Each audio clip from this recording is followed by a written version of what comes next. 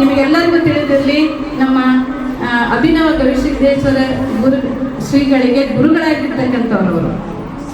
ಯಾಕಂದ್ರೆ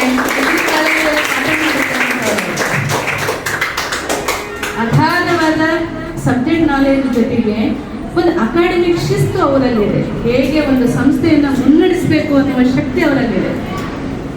ನಮ್ಮ ಜೊತೆ ಒಡನಾಡಿಗಳಾಗಿರ್ತಕ್ಕಂಥ ಸಹೋದರರಾಗಿರ್ತಕ್ಕಂಥ ವೀರೇಶ್ ಜಿ ಕಾತ್ರಿಕಿಯವರು ಸ್ವತಂತ್ರವಾಗಿ ಒಬ್ಬ ಪ್ರಾಚಾರ್ಯರಾಗಿ ಈ ಮಟ್ಟದ ಶಕ್ತಿಯನ್ನು ಆರಂಭದಲ್ಲೇ ಕಟ್ತಾರೆ ಅನ್ನೋದಿದೆ.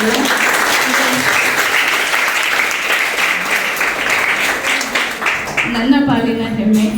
ವೇದಿಕೆ ಮೇಲೆ ಆಸೀನರಾಗಿರ್ತಕ್ಕಂತಹ ಈ ಕಾಲೇಜಿನ ಪ್ರಾಚಾರ್ಯರಾಗಿರ್ತಕ್ಕಂಥ ಸನ್ಮಾನ್ಯ ಶ್ರೀ ವೀರೇಶ್ ಜಿ ಕಾತ್ರಿಕಿಯವರೇ, ಯಾವತ್ತು ಪ್ರೀತಿಯ ಧಾರೆಗೆ ಕಾರಣೀಭೂತರಾಗ್ತಕ್ಕಂಥ ವಿದ್ಯಾರ್ಥಿನಿಯರೇ ಹಾಗೂ ವಿದ್ಯಾರ್ಥಿಗಳು, ಆರಂಭದಲ್ಲಿ ಇಷ್ಟು ಜನ ವಿದ್ಯಾರ್ಥಿಗಳನ್ನು ಒಟ್ಟು ಹಾಕಿ ಒಂದು ಸಂಸ್ಥೆಯನ್ನು ನಾನು ಕಟ್ತೀನಿ. ಯಾಕಂದರೆ ವೀರೇಶ್ ಜಿ ಕಾತ್ರಿಕಿಯವರಲ್ಲಿ ಅಗಾಧವಾದ ಸಾಮರ್ಥ್ಯ ಇರ್ತಿತ್ತು, ಆದರೆ ಅವರು ಹಿಂಜರಿತಾ ಇದ್ರು. ಬೇಡ ಮೇಡಮ್, ನಾವು ಪಾಠ ಮಾಡ್ಕೊಂಡು ಮನೆಗೆ ಹೋದ್ರೆ ಸಾಕು ಅನ್ನೋ ಲೆಕ್ಕದಲ್ಲಿದ್ದರು.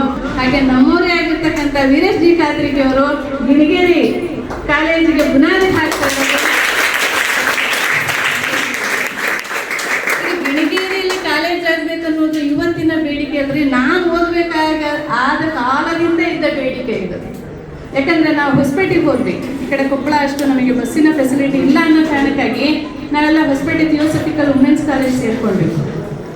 ನಮ್ಮೆಲ್ಲರ ಪ್ರಬಲ ಇಚ್ಛೆ ಏನಾಗಿತ್ತು ಅಂದ್ರೆ ನಮಗೆ ಹತ್ತಿರದಲ್ಲಿ ಒಂದು ಕಾಲೇಜ್ ಆಗಿಬಿಡ್ಬೇಕು. ಯಾಕಂದ್ರೆ ಮನೆಯಲ್ಲಿ 108 ಕಂಡೀಷನ್ಗಳನ್ನು ದಾಟಿ ಕಾಲೇಜಿಗೆ ಹೋಗೋದಿದೆಯಲ್ಲ, ಈಗ ಸುಲಭ, ಆದರೆ ನಾವು ಓದಬೇಕಾದ್ರೆ ತುಂಬ ಕಷ್ಟ ಇದೆ. ಅದನ್ನು ದಾಟಿ ನಾವು ಕಾಲೇಜಿಗೆ ಹೋಗೋದಿದೆಯಲ್ಲ, ಅದು ದೊಡ್ಡ ಚಾಲೆಂಜ್. ಇದು ನಾನು ಓದಬೇಕಾದ ದಿನಗಳಿಂದ ಇದ್ದ ಬೇಡಿಕೆ ಇದೆ, ಇವತ್ತು ಈಡೇರಿದೆ. ಇಲ್ಲಿ ಪ್ರತಿಯೊಬ್ಬ ವಿದ್ಯಾರ್ಥಿಯು ಇತಿಹಾಸದ ಭಾಗ ಆಗ್ತಾ ಇದ್ದೀರಿ, ಪ್ರತಿಯೊಬ್ಬ ಉಪನ್ಯಾಸಕರು ಇತಿಹಾಸದ ಭಾಗ ಆಗ್ತಾ ಇದ್ದೀರಿ.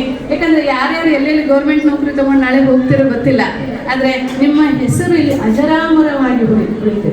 ಯಾಕಂದರೆ ವಿದ್ಯಾರ್ಥಿಗಳ ಭವಿಷ್ಯವನ್ನು ಬರೆಯುವ ಪುಣ್ಯದ ಕೆಲಸ ಇದೆಯಲ್ಲ, ಅದು ಸುಖ ಸುಮ್ಮನೆ ಯಾರಿಗೂ ಸಿಗುವಂಥ ಕೆಲಸ ಅಲ್ಲ. ಅಂಥದ್ದೊಂದು ಅದ್ಭುತವಾದ ಮಹತ್ ಕಾರ್ಯ ನಿಮ್ಮ ಪಾಲಿಗೆ ಬಂದಿದೆ ಅಂದರೆ ನಾನು ಎಲ್ಲ ಉಪನ್ಯಾಸಕರಿಗೂ ಹೃತ್ಪೂರ್ವಕವಾಗಿ ಅಭಿನಂದನೆ ಸಲ್ಲಿಸ್ತೀನಿ. ಆ ಪುಣ್ಯ ನಿಮ್ಮ ಪಾಲಿಗಿದೆ. ನಾವು ನಮಗೆ ನೆಚ್ಚಿ ಬದುಕಿರೋದೇನೆಂದರೆ ಶ್ರೀ ಹುಲಿಗೆಮ್ಮ ದೇವಿ ನಮ್ಮ ಆರಾಧ್ಯ ದೈವ.